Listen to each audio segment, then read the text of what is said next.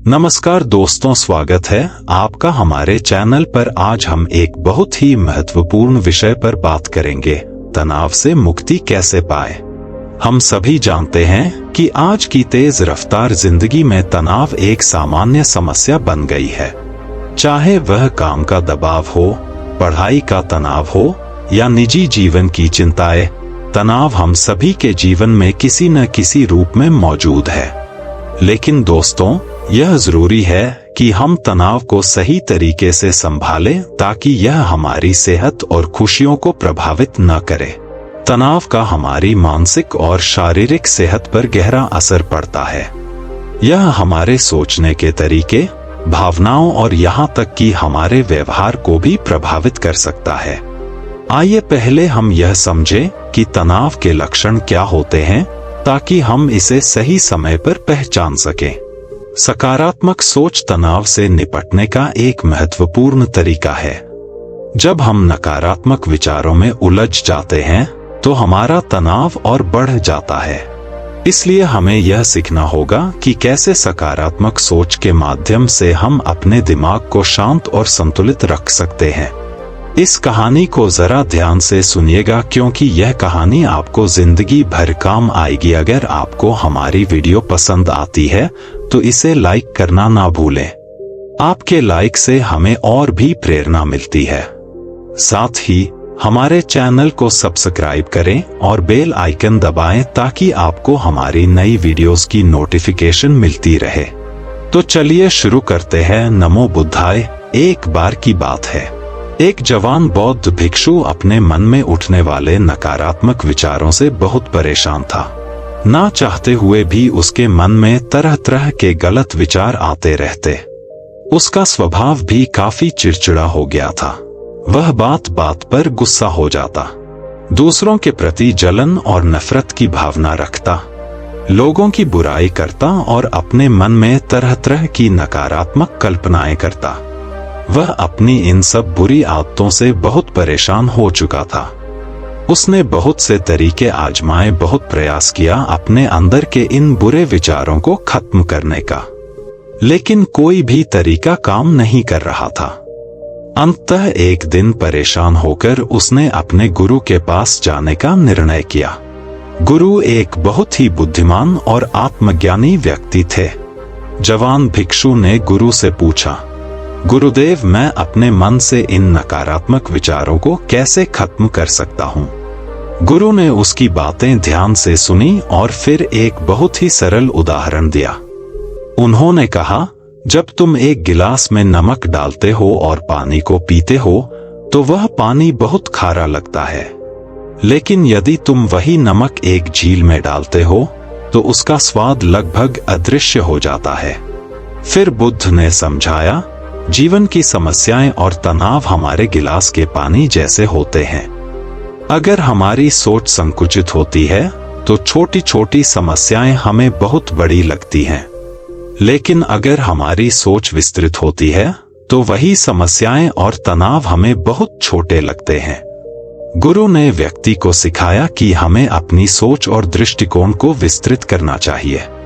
जीवन की समस्याएं और तनाव हमारे नियंत्रण में नहीं होते, लेकिन हमारी सोच और प्रतिक्रिया को हम नियंत्रित कर सकते हैं। जब हम अपने मन को शांत और स्थिर रखते हैं तो तनाव और समस्याएं हमें उतनी अधिक प्रभावित नहीं करती। नकारात्मक विचार बादलों की तरह होते हैं जो कि साफ आसमान को धुंधला बना देते हैं। अगर तुम्हें साफ आसमान देखना है तो पहले इन बादलों को हटाना पड़ेगा। ठीक इसी प्रकार अगर तुम अपने दिमाग से नकारात्मक विचारों को खत्म करना चाहते हो तो सबसे पहले तुम्हें इन नकारात्मक विचारों के मूल कारणों को पहचानना और उन्हें नष्ट करना पड़ेगा। जवान भिक्षु को गुरु की यह बात ठीक से समझ नहीं आई, तो उसने गुरु से इसे थोड़ा विस्तार से समझाने का आग्रह किया। तब गुरु ने शिष्य को एक कहानी सुनानी शुरू की। एक बार एक व्यक्ति जंगल से गुजर रहा था। तभी उसे रास्ते पर एक सर्प दिखाई पड़ा। सर्प को देखते ही वह व्यक्ति डर गया और वहां से भागने लगा। जैसे ही वह दौड़ा, उसका पैर एक पत्थर से टकरा गया और वह वहीं गिर पड़ा। उसने खुद को बुरी तरह घायल कर लिया था। जब वह उठा और पीछे मुड़कर देखा तो पाया कि वहां कोई सर्प नहीं बल्कि सर्प के आकार की एक लकड़ी थी जो कि रास्ते पर पड़ी हुई थी। यह देखकर उस व्यक्ति को महसूस हुआ कि उसे नुकसान पहुंचाने का कारण वह सर्प नहीं बल्कि उसके खुद के अंदर बैठा डर और नकारात्मक विचार है जिसने उसे घायल कर दिया। कहानी खत्म करते हुए गुरु ने उस जवान भिक्षु से कहा, मन के नकारात्मक विचार इस कहानी के सर्प की भांति है जो तुम्हारी परेशानी का मूल कारण नहीं है बल्कि तुम्हारी समस्या का मूल कारण तुम्हारे अंदर बैठा डर है, भावनाएं और अतीत के बुरे अनुभव हैं जो कि नकारात्मक विचार गुस्सा और द्वेष के रूप में बाहर आते हैं। इसीलिए अगर तुम्हें अपने मन से नकारात्मक विचारों को खत्म करना है तो इसके मूल कारण को पहचान कर उसे नष्ट करना होगा।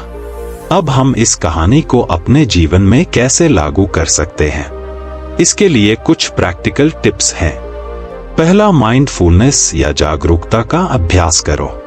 अपने विचारों और भावनाओं के प्रति जागरूक रहो। देखो कि आपके भीतर क्या चल रहा है, आप अपने आसपास की घटनाओं पर क्या प्रतिक्रिया देते हैं। साथ ही मन में उठने वाले हर नकारात्मक विचार के कारण का पता लगाने का प्रयास करो।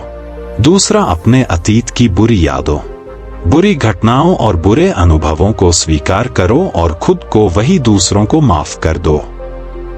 तीसरा, अपने जीवन के सकारात्मक पक्ष पर अपना ध्यान केंद्रित करो और पास कुछ भी उसके लिए इस ब्रह्मांड का आभार व्यक्त करो। आभार व्यक्त करना हमारे नजरिया को सकारात्मक बनाता है और हमारे अंदर से नकारात्मक भावनाओं को खत्म करता है।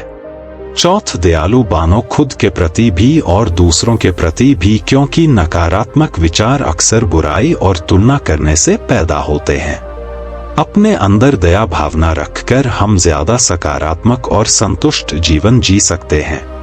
संक्षिप्त में यह कहानी हमें सिखाती है कि नकारात्मक विचार हमारी परेशानी का मूल कारण नहीं है। असल समस्या तो हमारे भीतर गहराई में छुपी हुई है। इन विचारों के मूल कारणों को पहचान कर हम इन विचारों को अपने दिमाग से निकालना शुरू कर सकते हैं और एक ज्यादा खुशहाल और शांति से भरा जीवन जी सकते हैं। याद रहे, कहानी के सर्प की भांति हमारे ज्यादातर नकारात्मक विचार भी सिर्फ भ्रम मात्र हैं जिन्हें हम अपने मन में पैदा करते रहते हैं। दोस्तों, मुझे उम्मीद है कि आपको ये कहानी पसंद आई होगी। इस कहानी से हमें यह सीख मिलती है कि तनाव और समस्याओं को कम करने का सबसे अच्छा तरीका है कि हम अपने दृष्टिकोण को बदलें और मन को शांत और स्थिर रखें। नकारात्मक विचार हमारी परेशानी का मूल कारण नहीं है। असल समस्या हमारे भीतर गहराई में छुपी हुई है।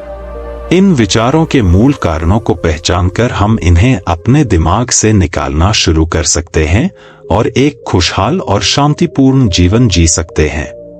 धन्यवाद दोस्तों, अपना ख्याल रखें और तनाव मुक्त जीवन जिएं।